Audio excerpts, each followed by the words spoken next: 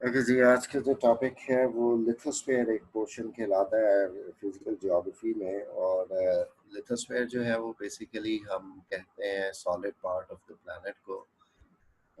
इसमें जो वर्ड है लिथ का, it actually represents stone in Latin language. So lithosphere basically उस सफेरिकल मतलब सफेयर का जो सफिक्स है वो आपको तकरीबन हर सफेद मतलब पोर्शन ऑफ फिजिकल अर्थ मिलेगा। जैसे हम हाइड्रोस्फीयर वाटर बॉडीज को कहते हैं, बायोस्फीयर लिविंग थिंग्स का जो स्फीयर है, एटमॉस्फेयर गैसियस है, लिथोस्फीयर जो है वो solid part of the planet है। तो लिथोस्फीयर का जो मेन एंटिटी है that is called the rock. और उस हवाले से रॉक्स को जब हम डिफाइन करते हैं तो रॉक्स की डेफिनेशन कुछ इस तरह से है कि जी it is an aggregate of minerals or aggregate or assemblage of minerals forming part of lithosphere. अब इसमें जो minerals की term है basically it represents the naturally occurring substances which are formed due to geological processes। और geological processes के through मुख्तलिफ किस्म के जो solid natural substances form होते हैं crust of earth में, उनको हम mineral कहते हैं। और rock भी उन्हीं minerals की assemblage को कहा जाता है। So it becomes the forming part of the lithosphere। ठीक है, इसमें जो टाइप्स ऑफ रॉक्स हैं वो अकॉर्डिंग टू फॉर्मेशन जो है वो क्लासीफाई की जाती है कि कहीं पे आप इग्नियस रॉक्स की टर्म देखते हैं, कहीं सेडिमेंट्री रॉक्स हैं, कहीं मेटामॉर्फिक रॉक्स हैं, जो इसकी 3 बेसिक टाइप्स हैं। अदरवाइज एक ब्रॉड डिवीजन ये भी होती है कि रॉक्स में हम कंसोलिडेटेड और अनकंसोलिडेटेड की टर्म भी यूज़ करते हैं। अनकंसोलिडेटेड रॉक्स वो होंगी जो कि लूज पार्टिकल्स हों, ठीक है जी, जैसे कि आप ऑब्जर्व कर सकते हैं सैंड है या क्ले है। और इसी तरह से कंपैक्टेड ब्लॉक्स की सूरत में भी रॉक्स आपको अवेलेबल मिलती हैं जो लार्जर फ्रैगमेंट्स या ब्लॉक्स की सूरत में, जिनको हम कंसोलिडेटेड रॉक्स कहते हैं। सो यहाँ पे अब इग्नियस रॉक्स फर्स्ट टाइप है। और अगर हम ओरिजिन ऑफ अर्थ को ट्रेस करें, it is around 4.6 billion years old planet. So आज से तकरीबन 4 अरब 600 मिलियन साल पहले जो अर्थ की जो स्टेजेस थी, फॉर्मेशन थी, उस हवाले से इसके बारे में यही कहा जाता है कि ये एक नेबुला था, ये गैसेस और वेपर्स का एक नेबुला या क्लाउड था। It started to cool down और उसके बाद फिर काफ़ी अरसा तक जो है ये लिक्विड स्टेट में रही, मोल्टन स्टेट में रही। और मोल्टन स्टेट के बाद फिर ultimately it got solidified। so इसके ऊपर एक थिन लेयर जो है वो सॉलिड लेयर के तौर पे जो है वो नज़र आना शुरू हो गई, जिसको हम क्रस्ट भी कहते हैं, जिसको हम लिथोस्फीयर भी कहते हैं। इग्नियस रॉक्स को हम प्राइमरी रॉक्स भी कहते हैं क्योंकि जो प्लैनेट की सरफेस के ऊपर सबसे पहली रॉक फॉर्म हुई वो इग्नियस नेचर की ही थी। और इग्नियस का जो वर्ड है वो एक लैटिन लैंग्वेज के वर्ड इग्निस से डिराइव किया जाता है, जिसका डेरिवेटिव्स हम इंग्लिश में मुख्तलिफ और वर्ड्स में देखते हैं। जैसे कि आप इग्नाइट एक वर्ब के तौर पे देखते हैं, इग्निशन का वर्ड यूज़ होता है, ठीक है, it refers to fire. So ignis का वर्ड जो है वो एक लैटिन लैंग्वेज का वर्ड है which refers to fire. Literal meaning would be fire. So इनको हम फायरी रॉक्स भी कहते हैं, इनको हम वोल्केनिक रॉक्स भी कह सकते हैं। सबसे पहले ये फॉर्म हुई थी जब अर्थ मोल्टन स्टेट में थी और उसके ऊपर सॉलिडिफिकेशन का या कूलिंग का प्रोसेस शुरू हो गया था, तो मोल्टन मटेरियल्स और मिनरल्स जो हैं वो सॉलिड फॉर्म में कन्वर्ट होना शुरू हुए थे। उसके बाद सेडिमेंट्री रॉक्स की टर्म आती है। सेडिमेंट्री की जो टर्म है वो एक लैटिन वर्ड सेडिमेंटम से डिराइव की जाती है, और सेडिमेंटम का लफ्जी मतलब जो है वो है settle down, to settle down. So settling of materials, चाहे वो विंड बॉर्न पार्टिकल्स हों, हवा में उड़ने वाले हों, ठीक है, चाहे वो रिवर्स में फ्लो करने वाले पार्टिकल्स हों जो वाटर के फ्लो के साथ आ रहे हैं लेकिन कहीं ना कहीं सेटल डाउन हो जाए। सो उनकी जब सेटलिंग स्टार्ट होगी तो वो लूज पार्टिकल्स के तौर पे होंगे, but layer by layer they would accumulate, और उस अक्यूमुलेशन की वजह से ये कंपैक्शन का प्रोसेस शुरू हो जाता है। Tie up together, they bound together to form larger fragments और लेयर्स। सो इसको हम सेडिमेंट्री रॉक कहते हैं। उसके बाद नेक्स्ट टर्म जो आती है वो है मेटामॉर्फिक रॉक्स, और मेटामॉर्फिक रॉक्स में दो ग्रीक वर्ड्स हैं, एक मेटा का वर्ड है और दूसरा मॉर्फा का वर्ड है। सो मेटा जो है वो ग्रीक लैंग्वेज में चेंज को कहा जाता है, और मॉर्फो जो है या मॉर्फा का वर्ड जो है वो शेप या फॉर्म के लिए यूज होता है। So metamorphic rocks basically temperature conditions की वजह से, प्रेशर्स की वजह से जो है वो अपनी फॉर्म को चेंज कर लेती हैं। वो प्रीवियसली इग्नियस भी हो सकती हैं, वो सेडिमेंट्री रॉक्स भी होती हैं, but under pressure and under heat उसके उसको एक्सपीरियंस करने के बाद जो है ये चेंज हो जाती हैं all together. Physical properties change हो जाएंगी, केमिकल प्रॉपर्टीज चेंज नहीं होगी। एग्जांपल के तौर पे कोल जो है वो कार्बन है, लेकिन when it is pressurized, it is heated up, it converts into graphite, जैसे लेड पेंसिल्स का सिक्का होता है, और इसके बाद वही ग्रेफाइट जो है वो अगर फर्दर हीट और प्रेशर को फेस करता है, एक्सपीरियंस करता है, तो it becomes diamond. So apparently अगर देखें डायमंड जो है वो गोल्ड से बहुत डिफरेंट चीज़ है, लेकिन अगर उसका केमिकल एनालिसिस किया जाए तो आप ये ऑब्जर्व करेंगे कि बोथ आर कार्बन। ठीक है जी। तो मेटामॉर्फिक रॉक्स को हम इस तरह से भी डिफाइन कर रहे होते हैं कि the rocks that have undergone change without melting, क्योंकि अगर मेल्टिंग का प्रोसेस होगा तो वो लाजमन इग्नियस रॉक कहलाएगी, एंड विदाउट डिसइंटीग्रेशन, क्योंकि अगर रॉक्स डिसइंटीग्रेशन के प्रोसेस के बाद फॉर्म हो रही हैं, ठीक है, रीबॉन्ड हो रहे हैं पार्टिकल्स, तो वो सेडिमेंट्री रॉक्स कंसिडर की जाती है। ठीक है जी। तो ये तीन बेसिक टाइप्स हैं, and these types are on the basis of formation. और अगर क्वेश्चन ये पोज किया जाता है कि साइंटिफिक क्लासिफिकेशन दें, तो साइंटिफिक क्लासिफिकेशन जो रॉक्स की है वो यही तीन बनती हैं, इग्नियस, सेडिमेंट्री और मेटामॉर्फिक रॉक्स।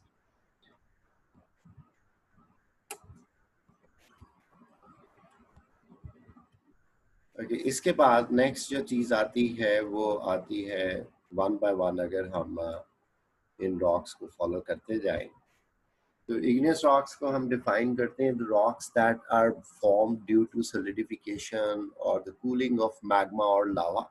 अब ये दो टर्म्स हैं। मैग्मा को हम डिफाइन करते हैं, it is a molten material underneath the earth surface और बीनीथ द अर्थ सरफेस। ठीक है, जो पिघली हुई चट्टानें आपको लिक्विड फॉर्म में मिलती हैं अंडर द ग्राउंड, उसको मैग्मा कहा जाता है। और जैसे यहाँ पे एक्सप्लेन्ड है कि lava is basically the magma that reaches the earth surface, तो उसमें कोई कंपोजिशन, कोई टेम्परेचर वगैरह का कोई डिफरेंस नहीं है, कोई मिनरल्स का डिफरेंस नहीं है, सिर्फ ये बात है कि लोकेशन का फर्क है। मैग्मा अंडरग्राउंड मोल्टन मटेरियल को कहा जाता है, और लावा जो है वो ऑन द सरफेस जो मटेरियल आ जाता है उसको कहा जाता है। ठीक है जी। सो इग्नियस रॉक्स को हम डिटेल में इसकी सब टाइप्स को देख लेते हैं कि इग्नियस रॉक्स किस तरह से फर्दर क्लासिफाई की जाती है। सबसे पहली जो इग्नियस रॉक्स की क्लासिफिकेशन है वो अकॉर्डिंग टू कंपोजिशन है, यानी कि उसमें मिनरल्स कौन से ज़्यादा परसेंटेज जो है किस मिनरल की ज़्यादा है।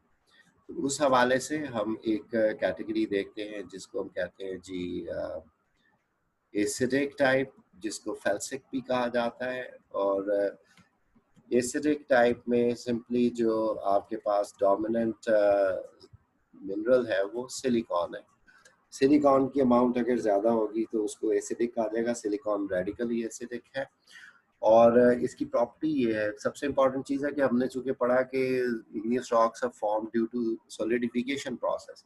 सो जब लिक्विड स्टेट में कोई मिनरल होता है तो उसके जो मतलब मॉलिक्यूल्स हैं they are in free state, वो फ्रीली मूव कर रहे होते हैं। और जैसे जैसे ये कूलिंग का प्रोसेस शुरू होता है तो वो मॉलिक्यूल्स जो है दे ज्वाइन टुगेदर, और उनकी जो ज्वाइनिंग है इन डिफरेंट ज्योमेट्रिकल पैटर्न्स, उसको हम क्रिस्टलाइजेशन का प्रोसेस कहते हैं। तो क्रिस्टल्स की सूरत में ये मॉलिक्यूल्स ज्वाइन करेंगे।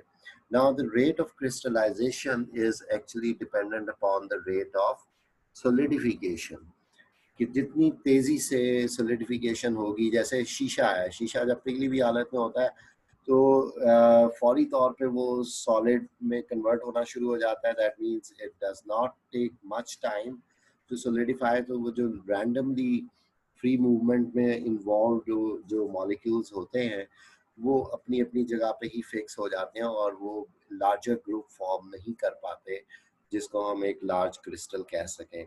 सो इसको हम ऐसे भी ऑब्जर्व कर सकते हैं क्रिस्टलाइजेशन के प्रोसेस को, कि अगर आपने नमक डाला हो पानी में और फिर आप पानी को तेजी से इवेपोरेट करवा दें तो आपको सॉल्ट के बहुत माइन्यूट क्रिस्टल्स फॉर्म होते हुए मिलेंगे। अगर आपने रेट ऑफ सोलिडिफिकेशन या क्रिस्टलाइजेशन को फास्ट रखा, अगर वो तेजी से ये प्रोसेस हो गया तो क्रिस्टल साइज छोटा रह जाएगा। यही चीज़ आपको सिलिकॉन रिच मिनरल्स में मिलेगी। कि सिलिकॉन रिच मिनरल्स जो हैं वो रैपिडली कूल डाउन हो जाते हैं और उसकी वजह से लार्जर ग्रुप्स जो है वो फॉर्म नहीं हो पाते मॉलिक्यूल्स के। सो हम ये कह सकते हैं कि एसिडिक जो इग्नियस रॉक्स होती हैं वो नॉन क्रिस्टलाइन होती है। उस जैसे बिल्कुल शीशा जो है वो मुलायम है, उसका टेक्सचर बिल्कुल फाइन है, that is the non crystalline type. उसके अलावा अगर हम कहें कि दूसरी टाइप जो है उसको हम बेसिक कह रहे हैं। ठीक है, यहाँ पे एक चीज़ ध्यान में रखिएगा, ये जैसे फेल्सिक मेंशन है एसिडिक के लिए, तो इसमें एसआई को याद रखिएगा, सिलिकॉन को मेंशन कर रहा है। और यहाँ पे मैफिक में एम ए जो है वो मैग्नीशियम के लिए यूज होता है। जियोलॉजी में और जियोग्राफी में एम ए की जो एम ए का जो एब्रिविएशन है वो मैग्नीशियम के लिए, जबकि केमिस्ट्री में इसका सिंबल जो है वो एम जी के साथ है। और एफ आई जो एफ से आप याद रखिएगा फेरस है, यानी कि ये वो मिक्सचर है मिनरल्स का जिसमें मेटल्स का की क्वांटिटी ज़्यादा होगी। और अगर मेटल्स की क्वांटिटी ज़्यादा होगी तो मेटल्स बेसिक यानी कि अल्कलाइन रेडिकल भी होती है आमतौर पे उनके साइड भी। और आप मेटल्स को देखते हैं कि उनका जो मेल्टिंग का प्रोसेस है वो भी एक स्लो प्रोसेस है, और उसके बाद कूलिंग के बाद जब वो सोलिडिफाई होना शुरू होती है तो उसमें भी वो रेट ऑफ कूलिंग जो है उसका और सोलिडिफिकेशन जो है वो स्लो रहता है। सो अकॉर्डिंगली जो फ्री मूविंग मॉलिक्यूल्स हैं they would actually be given more time to adjust with each other, and they would form the large groups कि बड़े बड़े crystals होंगे। so इस हवाले से हम ये observe करते हैं कि जो basic igneous rocks होती हैं उनमें crystalline structure जो है वो prevail करता है, जबकि acidic non crystalline rocks होती है। ठीक है, इसके बाद नेक्स्ट चीज आती है, but that is the first approach. दो के इसमें कंपोजिशन जो है वो एक कंट्रोलिंग फैक्टर है, रेट ऑफ सोलिडिफिकेशन को ही वो कंट्रोल कर रहा है। मिनरल की अपनी प्रॉपर्टी है कि वो खुद कितनी जल्दी जमता है या कितनी जल्दी वो फ्रीज या सोलिडिफाई हो जाता है। ठीक है, तो इसमें रेट ऑफ सोलिडिफिकेशन ने कंट्रोल करना है साइज को, क्रिस्टल्स के साइज को, क्रिस्टलाइजेशन के प्रोसेस को। ओके, इसके बाद नेक्स्ट जो चीज आती है that is also related to the rate of solidification। ठीक है, और उसको हम नाम देते हैं on the basis of location। ठीक है, कि एक दूसरी जो टाइपोलॉजी हो सकती है इग्नियस रॉक्स की वो लोकेशन की बेस पे है, कि जो सोलिडिफिकेशन का प्रोसेस कैरी ऑन हो रहा है या अकर कर रहा है वो कहाँ पे अकर कर रहा है। आइदर इट इज एक्सक्लूसिव यानी एक्सटर्नल एनवायरनमेंट में, जैसे आपने लावा की वो शक्ल देखी थी उसमें आपने देखा कि ये एक्सटर्नल एनवायरनमेंट में आ गया। लावा का average temperature 1000 degrees to 1500 degree centigrade तक हो सकता है, लेकिन जिस एनवायरनमेंट में ये बाहर आ चुका है, यहाँ पे लेस देन 100 डिग्री या लेस देन 50 डिग्री टेम्परेचर है, so it will cause rapid cooling of the lava. ठीक है, तो लावा अगर सरफेस पे आता है तो वो एक अलहदा बात रहेगी कि लावा किस किस कंपोजिशन का है। अगर वो एसिडिक है तो वो बहुत ज़्यादा तेज़ी से जमना शुरू हो जाएगा, अगर वो बेसिक है तो थोड़ा सा स्लो हो जाएगा।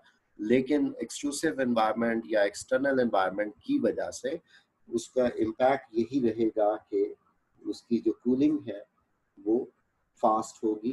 दैट वुड मीन कि इसमें भी नॉन क्रिस्टलाइन स्ट्रक्चर्स रहेंगे। दूसरी बात आ जाती है intrusive type. Intrusive igneous rocks basically internal हैं, यानी हम कहेंगे कि ये मैग्मा की सोलिडिफिकेशन से फॉर्म होंगी। और इसकी दो सब कैटेगरीज हैं। एक को हम हाइपैबिसल कहते हैं। हाइपैबिसल का लफ्जी मतलब है, लिटरल मीनिंग है लेसर डेप्थ। ठीक है, एबिस जो है वो डेप्थ को कहा जाता है, डीप पोर्शंस को कहा जाता है। हाइपैबिसल का मतलब है लेसर डेप्थ, यानी कि इंटरमीडिएट डेप्थ पे ये फॉर्म हो रही है। ना ये एक्सट्रूसिव है और ना ही ये ग्रेटर या डीपर पोर्शंस पे फॉर्म हो रही है, ये इन बिटवीन फॉर्म हो रही है। ठीक है जी, हाई वेपिसल जो डेप्थ है वो मॉडरेट डेप्थ है, और इसमें जो रेट ऑफ सॉलिडिफिकेशन है वो भी मीडियम रेंज में रहेगा। जो क्रिस्टल साइज है वो भी मॉडरेट रहेगा, ना ही ज़्यादा बड़े क्रिस्टल्स बनेंगे और ना ही ज़्यादा छोटे क्रिस्टल्स बनेंगे। इसी के आगे इंट्रूसिव की सब कैटेगरी है जिसको प्लूटोनिक कहा जाता है। ये रोमन गॉड प्लूटो जो एक अंडरवर्ल्ड का गॉड है उससे रिप्रेजेंट की जाती है टर्म। और प्लूटो जो है, plutonic rocks deep seated rocks हैं। बहुत ज़्यादा गहराई में जब मैग्मा फ्रीज हो रहा होता है, सोलिडिफाई होता है, तो उस वक्त प्लूटोनिक रॉक्स फॉर्म होती हैं। और प्लूटोनिक रॉक्स को हम बेसिकली अगर ऑब्जर्व करते हैं तो इसमें क्रिस्टलाइन स्ट्रक्चर बहुत ज़्यादा मैसिव होता है। बहुत बड़े बड़े क्रिस्टल्स होते हैं जो कि एक ही पीस होगा, जो कि मल्टीपल मॉलिक्यूल्स ने एक बॉन्ड बनाया होगा, और वो मीटर्स तक एक्सटेंड कर सकता है इन साइज। ठीक है, तो टेक्सचर जो है उसको अगर हम ऑब्जर्व कर रहे हो तो एक्सट्रूसिव रॉक्स का बहुत फाइन टेक्सचर होता है। बहुत छोटे क्रिस्टल्स होते हैं, बहुत मुलायम होती हैं, शीशे की तरह मुलायम भी हो सकती हैं। हाइपैबिसल में मॉडरेट यानी सैंड साइज या ग्रेवल साइज पार्टिकल्स जैसे भी क्रिस्टल्स बन जाते हैं, जबकि प्लूटोनिक लेवल पे बनने वाली जो रॉक्स हैं उसमें बहुत लार्ज क्रिस्टल्स जो है वो फॉर्म होते हैं। ठीक है जी, इसको अगर हम ऑब्जर्व करें ऑन अ डिफरेंट स्लाइड, तो वो यहाँ पे आप ऑब्जर्व कर सकते हैं। Like this is a volcano, इससे बाहर आने वाला जो लावा होगा वो एक्सट्रूसिव रॉक्स फॉर्म करेगा, जैसे यहाँ पे उसने मेंशन किया है।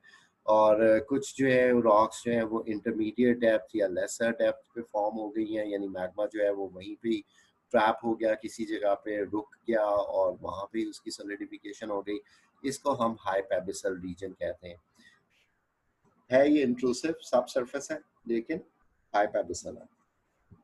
उसके बाद ये जो आपको मैसिव सा एक पोर्शन नजर आ रहा है, इस पोर्शन को कहा जाता है प्लूटोनिक। ये बहुत ज़्यादा डीप सीटेड है, बहुत स्लो प्रोसेस से कूलिंग होगी, और अकॉर्डिंगली बहुत लार्ज क्रिस्टल्स जो है यहाँ पे रॉक्स के फॉर्म होना शुरू हो जाएंगे। ठीक है जी, तो ये हो गई इग्नियस रॉक्स की वो टाइप्स जो कि on the basis of their location थी। सो साइमल्टेनियसली दो फैक्टर्स रोल प्ले कर रहे हैं। एक तो उसकी कंपोजिशन कि उसमें सिलिकॉन रिच है या उसमें मेटल रिच कंटेंट है, और दूसरा ये कि लोकेशन कौन सी है, कहाँ पे सॉलिडिफिकेशन अकर कर रही है। Now, the third typology of igneous rocks is on the basis of form. कौन सी शेप्स में वो सोलिडिफाई हो रही है, अब ये डिपेंड करेगा कि वो मैग्मा जो है वो किस टाइप के हॉलो स्पेस के अंदर एंटर हुआ है, और उस हॉलो स्पेस में जो वो ऑक्यूपाई कर लेगा उस एरिया को, और उसके बाद वो सोलिडिफाई होगा। तो ये बेसिकली ऐसा ही है कि जैसे मुख्तलिफ मोल्ड्स या सांचा होता है। एक हॉलो स्पेस होती है जिसमें आपने प्लास्टिक को इंजेक्ट कर दिया, तो प्लास्टिक ने लिक्विड फॉर्म में वही शेप अटेन कर ली, और उसके बाद उसको आपने सोलिडिफाई होने दिया तो वो उसी फॉर्म में स्टेबल हो गया। So on the basis of form अगर हम देखें तो यही डायग्राम आपके लिए रेलिवेंट रहेगा। अब यहाँ पे हम ऑब्जर्व करते हैं कि जी बाहर अगर आ गया लावा और वो स्प्रेड आउट होना शुरू हो गया, वो तो शीट्स की सूरत में लेयर्स अक्यूमुलेट करके सॉलिडिफाई हो जाएगा। सो यहाँ पे तो लावा शीट्स होंगी जो कि इस तरह से अक्यूमुलेट हो जाती हैं। तो एक्सट्रूसिव में कोई सब कैटेगरीज फॉर्म्स की तो नहीं है, लेकिन इंट्रूसिव में और स्पेसिफिकली स्पीकिंग हाई पेबिसल रीजन में आपको बहुत सारी शेप्स नज़र आ रही हैं जिनमें ये रॉक्स फॉर्म हो सकती हैं। अब उसमें जो सबसे पहले प्राइमरी है, मतलब जिसमें एग्जिस्टिंग रॉक स्ट्रक्चर के अंदर कहीं पे गैप्स मौजूद थे, हॉलो स्पेसेस मौजूद थी, वेकेंट स्पेस या वॉइड मौजूद थी, लावा जो है वो इसके अंदर ऐसे हॉरिजॉन्टली इंट्रूड कर गया है और यहीं पे ट्रैप होके वो सोलिडिफाई हो गया। तो अगर वो हॉरिजॉन्टल एक स्लैब की तरह से सोलिडिफाई हो गया तो इस स्लैब को सिल का नाम दिया जाता है। लेकिन अगर वही अलाइनमेंट वर्टिकल है तो वर्टिकल अलाइनमेंट जो है वो बिल्कुल एक वॉल लाइक स्ट्रक्चर बना देती है सॉलिडिफाइड मैग्मा का, और जब मैग्मा यहाँ पे सॉलिडिफाई होगा तो उसको हम डाइक का नाम देंगे। डाइक का जो वर्ड है वो बेसिकली एम्बैंकमेंट के लिए यूज होता है, वॉल लाइक स्ट्रक्चर के लिए यूज होता है। सो डाइक इसको कहा जाएगा when it is vertical and sill when it is horizontal. So embankment या पुश्ता या एक वॉल लाइक स्ट्रक्चर जो है उसको हम डाइक का नाम देते हैं। ठीक है, तो सिल और डाइक ये ईडीएस में भी आप देखते हैं कि ये कंपैरेटिव क्वेश्चंस आ जाते हैं कि what is the difference between magma and lava, what is the difference between सिल एंड डाइक। सो ये रॉक्स का जो चैप्टर है ये वहाँ के लिए भी इम्पॉर्टेंट है। उसके बाद आप यहाँ पे ऑब्जर्व कर रहे हैं कि यहाँ पे एक डोम शेप फीचर है और इसमें ये ब्लिस्टर की तरह से है, मतलब यहाँ से मैग्मा जो है वो आगे को फोर्स हुआ अंडर प्रेशर कंडीशन, जहाँ पे वीक स्ट्रक्चर्स थे वो सरफेस तक भी आ गया और सरफेस पे आ गया तो वोल्केनो फॉर्म कर देगा। लेकिन अगर वही मोल्टन मटेरियल या पिघली हुई चट्टानें जो हैं वो कहीं पे ट्रैप हो गई, और ट्रैप तो वो सिल में भी हुई थी, वो डाइक्स में भी कई जगहों पे ट्रैप होती हुई आपको नजर आएंगी वर्टिकली। लेकिन अगर वो इस तरह से ट्रैप हो गई कि मैग्मा ने जो अपना प्रेशर था वो एग्जर्ट करना शुरू कर दिया ओवरलाइंग रॉक्स के ऊपर, तो आप यहाँ पे ऑब्जर्व कर रहे हैं कि मैग्मा इधर से इंट्रूड हुआ है और उसने ओवरलाइंग रॉक स्ट्रक्चर को एज सच डिस्टर्ब कर दिया, उसको अपलिफ्ट कर दिया। यहाँ पे बिल्कुल उस तरह जैसे स्किन में ब्लिस्टर बन जाता है कि कोई फ्लूइड आपकी बॉडी से बाहर आना चाह रहा है लेकिन आपकी स्किन उसको रोक रही है और वो फ्लूइड आपकी स्किन को इस तरह से रेज करवा रहा है। So it will B convex shape, एक डोम लाइक स्ट्रक्चर होगा, इसको नाम दिया जाता है लैकोलिथ। ठीक है जी, लैको, लैको का वर्ड जो है वो डोम के लिए यूज होता है लैटिन लैंग्वेज में। So laccolith actually represents a dome like structure, ठीक है, a convex structure, it is the intrusion of magma। इसको किताबों में मिसकैरिड वल्केनो भी कहा जाता है क्योंकि अगर ये मैग्मा सरफेस तक पहुंचता तो ये वल्केनो फॉर्म करता, लेकिन यहाँ पे जो ओवरलाइंग रॉक्स हैं उन्होंने उसकी एक्सट्रूजन को कंट्रोल किए रखा, लेकिन वो यहाँ पे ट्रैप होके एक डोम शेप में सोलिडिफाई हो गया। ओके, इसी तरह से कई जगहों पे आप देखेंगे कि डाउनवर्ड सोलिडिफिकेशन भी है कि यहाँ पे जो है मैग्मा के प्रेशर जो हैं वो रॉक्स को अपलिफ्ट तो नहीं दे सके, डिस्टर्ब ऊपर की तरफ तो नहीं कर सके, लेकिन एक सॉसर शेप जो है वो डेवलप हो गई है, यानी कि कनकेव शेप जो है वो मैग्मा की सोलिडिफाई हो गई है।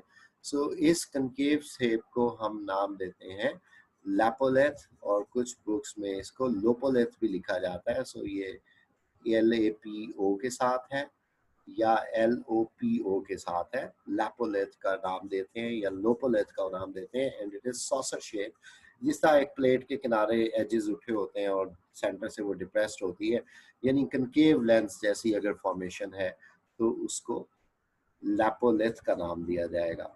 अब अगर कहीं पे लैकोलिथ यानी डोम लाइक कन्वेक्स अपवर्ड स्ट्रक्चर है और उसके एडजेसेंट ही उसी की कंटिन्यूएशन में डाउनवर्ड एक सॉसर शेप स्ट्रक्चर भी है, तो इसके कॉम्बिनेशन को नाम दिया जाएगा फैकोलिथ। ठीक है जी, phacoliths are actually the combination of anticlines and synclines. ये टर्म लिखी हुई है, anticlines are upward bends and synclines are downward bends. तो सिंक से याद रखना है कि ये सिनक्लाइंस जो है वो डाउनवर्ड बेंड्स हैं। सो अगर लैकोलिथ्स जो कि यहाँ पे हैं और लैपोलिथ जो कि ये फॉर्म हुआ है, if they are in a sequential form तो उसको हम फैकोलिथ की टर्म देते हैं। ठीक है, तो ये जितने भी फीचर्स आपने यहाँ पे स्टडी किए हैं, अगर हम इनको on the basis of depth assess कर रहे हो तो ये हाई पेबिसल रॉक्स की कैटेगरी में फॉल करते हैं, लेकिन चूंकि इनकी शेप्स डिफरेंट हैं, इनकी फॉर्म्स डिफरेंट हैं, तो अकॉर्डिंगली हम इनको डिफरेंट यहाँ पे टाइप्स में डिवाइड कर रहे हैं। इसमें आप जो बिल्कुल सराउंडिंग रॉक्स को डिस्टर्ब ना करने वाली जो स्ट्रक्चरिंग हो रही थी, जैसे सेल और डाइक है, डाइक कई जगहों पे पेनिट्रेट करके आगे एक्सटेंड कर जाता है, लेकिन अगर in accordance with surrounding rocks है तो फिर उसको हम कंकॉर्डेंट रॉक्स का नाम देते हैं। ठीक है जी। कंकॉर्डेंट रॉक वो रॉक है जो कि without disturbing the surrounding rock structure form होना शुरू होगी, जैसे कि उसकी एग्जांपल में आपको सिल मिलेगी। लेकिन डिस्कॉर्डेंट रॉक उसको कहा जाएगा जो सराउंडिंग को डिस्टर्ब कर रही है, जैसे आप कह रहे हैं कि लैकोलिथ है जो कि सराउंडिंग रॉक स्ट्रक्चर को यहाँ पे डिस्टर्ब कर रहा है। ठीक है। या फिर आप डाइक को देख रहे हैं कि वो पेनिट्रेट कर रहा है और उसको डिस्टर्ब करते हुए, उसको टीयर करते हुए जो है वो फॉर्म हो रहा है, तो उसको डिस्कॉर्डेंट रॉक का नाम दिया जा सकता है। ये भी क्लासिफिकेशन आपको बुक्स में मिलती है, लेकिन जो आपको मैंने अभी क्लासिफिकेशन कराई है उतनी काफ़ी कम्प्रीहेंसिव एक क्लासिफिकेशन है। सो यहाँ पे हो गया ये इग्नियस रॉक्स। उसमें आपने ये ऑब्जर्व कर लिया कि on the basis of form हमने सिल और डाइक ये बिल्कुल straight without disturbing the surrounding बन जाते हैं, यानी कि रॉक स्ट्रक्चर जो सराउंडिंग जो होता है उसी के अंदर गैप के अंदर फॉर्म हो जाते हैं। लैकोलिथ जो है वो डोम शेप फीचर है, लैपोलिथ जो है वो सॉसर शेप फीचर है, फैकोलिथ, लैपोलिथ और लैकोलिथ दोनों का कॉम्बिनेशन है।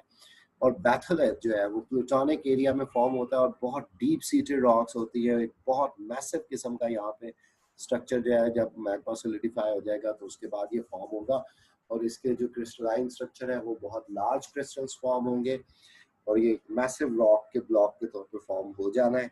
इसको बैथोलिथ का नाम दिया जाता है। और इसमें जो वर्ड है बैथोलिथ, वो लैटिन लैंग्वेज के दो वर्ड्स इसके साथ रिलेट किए जा सकते हैं। एक बैथोस का वर्ड है और दूसरा बेंथोस का वर्ड है। ये दोनों वर्ड्स जो है ये सिनोनिमस वर्ड्स हैं, रेफर्स टू डेप्थ। ठीक है। एक तो हमने एबिस का वर्ड देखा था, वो भी डेप्थ था, लेकिन बैथोस या बेंथोस, बेंथिक लाइफ आप अगर कहीं पे स्टडी किया हो तो बेंथिक लाइफ डीप डेप्थ में रहने वाली लाइफ को कहा जाता है, जैसे डीप सी के अंदर है। सो बेंथोस भी डेप्थ को रेफर करता है, बाथोस भी डेप्थ को रेफर करता है। तो बैथोस्फीयर वो स्टोन या बैथोलिथ वो स्टोन या वो रॉक है जो बहुत डेप्थ में बनी है, बहुत डीप सीटेड है। सो ये है जी इग्नियस रॉक्स की types according to composition, according to their location and according to their forms. Okay यहाँ पे अब ये थोड़ा सा म्यूजिक चल पड़ेगा, लेकिन टाइप्स ऑफ इग्नियस रॉक्स में आप यहाँ पे देखते हैं ये ग्रेनाइट है, इसमें आपको लार्जर ग्रेन्स नज़र आ रहे हैं, ऑब्जर्वेबल हैं।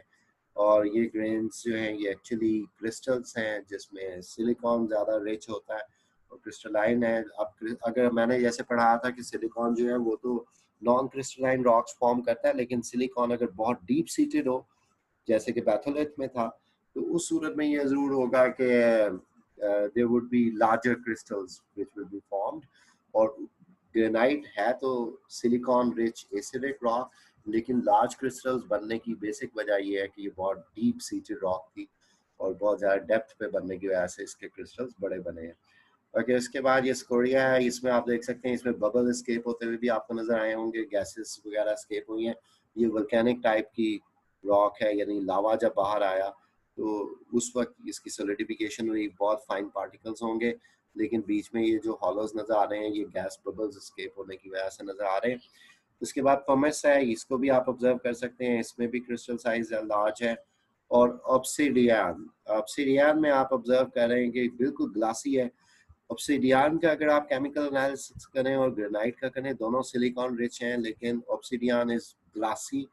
That means very fine crystals are there, और वो बहुत ज़्यादा फाइन क्रिस्टल्स होने की वजह ये है कि ये एक्सट्रूसिव टाइप की रॉक है और सिलिकॉन रिच है। तो सिलिकॉन रिच होने की वजह से भी इसके अंदर क्रिस्टल साइज जो है वो बहुत फाइन है, और दूसरा ये कि एक्सट्रूसिव है, और एक्सट्रूसिव होने या एक्सटर्नल एनवायरनमेंट में सोलिडिफिकेशन की वजह से ये जो रॉक थी ये फॉर्म हुई with very fine crystals, granite जो है वो सिलिकॉन रिच थी, फाइन क्रिस्टल्स होने चाहिए थे, लेकिन यहाँ पे आपने ऑब्जर्व ये किया कि these are massive crystals because of the depth, तो लोकेशन ज़्यादा मैटर कर रही है जिसकी वजह से ये फॉर्म हुई है लार्ज क्रिस्टल्स के साथ। ओके, नेक्स्ट जो है वो सेडिमेंट्री रॉक्स हैं और इसमें प्रोसेसेस इन्वॉल्व हैं, सेडिमेंट बिकम्स सेडिमेंट्री रॉक। सबसे पहली बात है, स्टेप वन होता है इरोजन, यानी चट्टानें टूट फूट का शिकार होती हैं, ब्रेक डाउन होती है। वो केमिकल ब्रेक डाउन भी हो सकता है, वो ये भी हो सकता है कि कुछ मिनरल्स जो हैं वो पानी में डिजॉल्व हो जाए, इरोड हो जाए। और उसके बाद फिर ये भी है कि कुछ सॉलिड पार्टिकल्स जो है वो डिसलॉज हो जाए, डिसमेंटल हो जाए, ब्रेक डाउन हो जाए और वो पानी के साथ, हवा के साथ ट्रैवल करना शुरू कर दें। इस प्रोसेस को इरोजन का नाम दिया जाता है। डेपोजिशन का मतलब यहाँ पे ये लिया जाता है कि ये मटेरियल जो कैरी किया विंड ने या वाटर ने, that will be deposited somewhere, that will settle down. वही वर्ड जो सेडिमेंटम का था, लैटिन ओरिजिन का, सेडिमेंट्री के लिए यही वर्ड यूज करते हैं, to settle down. When they settle down, they start compaction. So compaction में हम ये देखते हैं कि the heavy materials are actually, ये particles are deposited as sediments. These are loose particles, these are unconsolidated rocks, and then loosely packed sediments are overburdened by the overlying layers of rock, and then densely packed sediments जहाँ पे air spaces नहीं रहेंगी, पानी उसमें से extract हो जाएगा under the सी अगर ये बन रही है, or they will the particles will be cohesive, they will join each other to form a compact material. तो यहाँ पे आपको ये सेडिमेंट्री पार्टिकल्स नजर आ रहे हैं, लेकिन इसमें ये भी है कि जो डिजॉल्व मिनरल्स होते हैं they flow between the particles and cement them together. तो इसी को हम अगर बैकवर्ड देखते हैं स्लाइड को, तो उसमें आप ये ऑब्जर्व कर रहे हैं कि एक तो कॉम्पैक्शन का प्रोसेस है। कॉम्पैक्शन के प्रोसेस में जो पार्टिकल्स हैं लूज सेडिमेंट्स के, they will be joined together by pressure. जो ओवरलाइंग लेयर्स ऑफ रॉक्स हैं, सॉरी सेडिमेंट्स हैं, they will pressurize the lower layers of sediments and then they will be compacted together। और ज्यादातर ये fine sediments में होता है, जैसे क्ले वगैरह है, बहुत फाइन है। क्ले को, मट्टी को आप प्रेशराइज करते हैं तो वो कंपैक्ट हो जाती है, वो जुड़ जाते हैं पार्टिकल्स आपस में। सैंड पार्टिकल्स या ग्रेवल पार्टिकल्स इस तरह से ज्वाइन नहीं करते, उनके लिए लाजमन सीमेंटिंग एजेंट चाहिए होता है। जैसे आप देखते हैं कि सीमेंट जो है वो जब सैंड के साथ मिक्स करते हैं तो वो सैंड को बाइंड करता है टुगेदर। जब पानी इवेपोरेट होगा, वही जो डिजॉल्व मिनरल है वो सैंड को बाउंड रखेगा एक दूसरे के साथ, पार्टिकल्स को जोड़े रखेगा, जिसको हम सीमेंटेशन का प्रोसेस कहते हैं।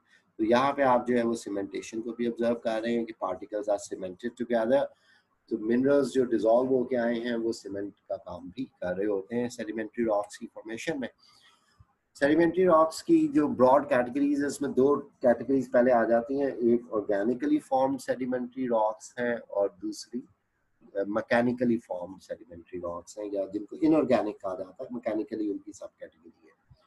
सो ऑर्गेनिक सेडिमेंट्री रॉक्स उनको कहा जाता है जो लिविंग थिंग्स के रिमेन्स या रेमिनेंट्स से बनती हैं। जैसे कि कार्बोनेशियस सेडिमेंट्री रॉक्स जो हैं ये फौना से, फ्लोरा से रिलेटेड होंगी, यानी प्लांट लाइफ से रिलेटेड होंगी। प्लांट्स की बॉडीज जब डिकम्पोज होती हैं तो उसमें से NPK यानी कि नाइट्रोजन, फास्फोरस और पोटाशियम वगैरह जो हैं ये तो डिकम्पोज होके एस्केप कर जाते हैं, लेकिन जो बाकी बचता है वो कार्बन बचता है। सो ये कार्बोनेशियस टाइप रॉक्स हैं वो कार्बन रिच रॉक्स हैं, और एग्जांपल में इसमें आपको कोल मिलेगा जो कि कार्बोनेशियस की कैटेगरी को रिप्रेजेंट करता है। So the origin is basically flora or the vegetation or the plant life। ठीक है जी। इसके बाद अगर हम कैल्केरियस की बात करते हैं, तो कैल्केरियस रॉक्स जो हैं ये फौना बेस्ड हैं। ये लिविंग थिंग्स जो एनिमल किंगडम से बिलोंग करती हैं उनके डेड मैटर के डिकम्पोज होने के बाद बनेगी। उसमें भी अमाइनो एसिड्स, प्रोटीन्स वगैरह जो बॉडी का पार्ट है वो डिकम्पोज हो जाएंगे, and the remaining part will be the skeleton or the bones or the shells, अगर सी लाइफ की बात करें, and that is rich in calcium। so main जो कंपोनेंट है वो कैल्शियम है, और कैल्केरियस इसके लिए हम टर्म यूज करते हैं, and the example would be the chalk और लाइमस्टोन जो कि इससे फॉर्म होता है। अब लाइमस्टोन को आप याद रखिएगा कि उसको ऑर्गेनिक उस वक्त कंसिडर किया जाता है when it is form through the accumulation of bones and skeletons and seashells. लेकिन अगर लाइमस्टोन एक रॉक के तौर पे मौजूद है और वो पानी में डिजोल्व हो गया या ब्रेक डाउन हो गया, तो उस प्रोसेस से बनने वाले लाइमस्टोन से जो रॉक बनेगी दोबारा से, वो ऑर्गेनिक नहीं कहलाएगी। ऑर्गेनिक के लिए स्ट्रिक्टली हम उस कॉन्सेप्ट को फॉलो करते हैं कि these organic rocks are formed due to the remnants of living things। ठीक है, सो यहाँ पे ये आ गया जी कार्बोनेशियस और कैल्केरियस कैटेगरी, जो कि ऑर्गेनिक sedimentary rocks, यानी organic is the primary type and it is subdivided into carbonaceous and calcareous types। ठीक है, नेक्स्ट आती है इनऑर्गेनिक। अब इनऑर्गेनिक क्या जो है उसमें केमिकल प्रोसेस से बनने वाली रॉक्स हैं जिनको इवेपोराइट्स कहा जाता है। और क्योंकि पानी इवेपोरेट होगा, ये इसमें होता ही है कि जो रॉक्स हैं, कुछ मिनरल्स जो हैं वो डिसॉल्व हो जाते हैं, वो पानी में हल हो जाते हैं, जैसे जिप्सम है, जैसे रॉक सॉल्ट है, and these will be dissolved in water. So जब पानी इवेपोरेट होगा तो फिर रॉक सॉल्ट, ये जो खाने का नमक होता है, या जिप्सम है, ये क्रिस्टलाइज होना शुरू हो जाएगी और उससे जो सॉलिड एंटिटीज बनेगी उनको हम केमिकली फॉर्म सेडिमेंट्री रॉक कहते हैं, या उनको इवेपोराइट्स का नाम देते हैं। उसके कंपैरिजन में अगर हम मैकेनिकली फॉर्म सेडिमेंट्स की बात करें या सेडिमेंट्री रॉक्स की बात करें, तो उस हवाले से इसकी फर्दर सब कैटेगरीज हैं, और वो सब कैटेगरीज जो हैं वो according to the size of particles हैं कि किस साइज का पार्टिकल जो है वो इन्वॉल्व है, और उसके मुताबिक हम इसको कहते हैं। मैकेनिकली फॉर्म सेडिमेंट्री रॉक्स की जो टाइप्स हैं, सब टाइप्स हैं, उसमें अगर हम ऑब्जर्व करें तो उसमें आपको जो नाम मिलेंगे उस इनको हम क्लास्टिक सेडिमेंट्री रॉक्स भी कहते हैं। क्लास्टोस का वर्ड है जो कि ग्रीक वर्ड है, इट रेफर्स टू ब्रोकन और टू ब्रेक। सो क्लास्टोस का मतलब है कि ये ब्रोकन रॉक्स हैं। इसी तरह से हम ऑर्गेनिक वाली को नॉन क्लास्टिक कह सकते हैं। इनको हम फिजिकली फॉर्म सेडिमेंट्री रॉक्स भी कह सकते हैं क्योंकि फिजिकल डिसइंटीग्रेशन के बाद ही बनती हैं, और केमिकल वाली को हमने केमिकली फॉर्म कहा था। ठीक है जी, तो यहाँ पे ये दो इम्पॉर्टेंट सब कैटेगरीज हैं, inorganic and inorganic main category, chemically form and mechanically formed is the sub category. Okay, यहाँ पे जो मैकेनिकली फॉर्म सेडिमेंट्री रॉक्स हैं, इसके अंदर आपको अकॉर्डिंग टू पार्टिकल साइज देखना पड़ेगा। यहाँ पे आपको क्ले का पार्टिकल मिल रहा है, बहुत जैसे सॉइल का मैंने चैप्टर करवाया था उसमें मैंने पार्टिकल साइजेस रेफर किए थे। क्ले का पार्टिकल है, सिल्ट है, सैंड है, फिर ग्रैन्यूल है, पेबल है, कॉबल है, ठीक है, और फिर बोल्डर है। और यहाँ पे 250 mm का मतलब यहाँ पे मेंशन है कि ये बोल्डर जो है वो एक लार्ज पेबल से रिप्रेजेंट किया जाता है। ठीक है जी, तो इसमें जो पार्टिकल साइजेस हैं वो अगर आपस में ज्वाइन कर रहे हैं तो ये कैटेगरीज बनेंगी। आर्जिलेसियस बेसिकली जो टर्म है ये एक लैटिन लैंग्वेज का वर्ड आर्जिला से डिराइव की जाती है, and argilla in Latin means clay.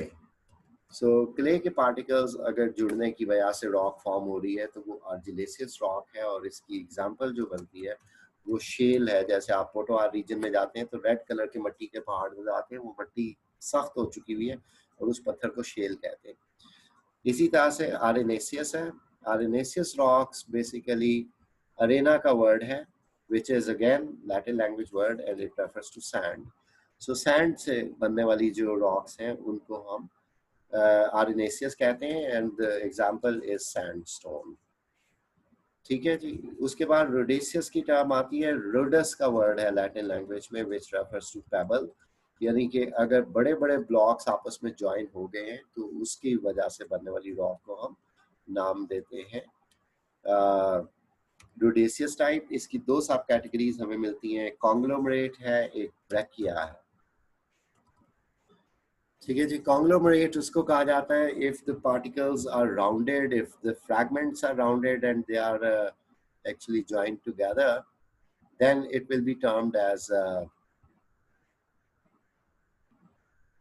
रोडेसियस। ठीक है, कि पेबल्स वगैरह, बोल्डर्स वगैरह राउंडेड हैं and they are structured, they are fixed in structure. ठीक है, तो इसको हम कहते हैं कॉन्ग्लोमरेट।